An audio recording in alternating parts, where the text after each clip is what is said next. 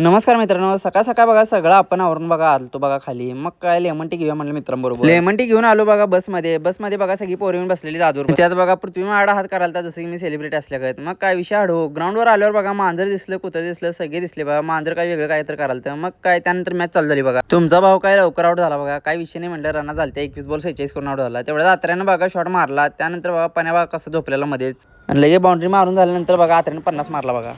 50 50 50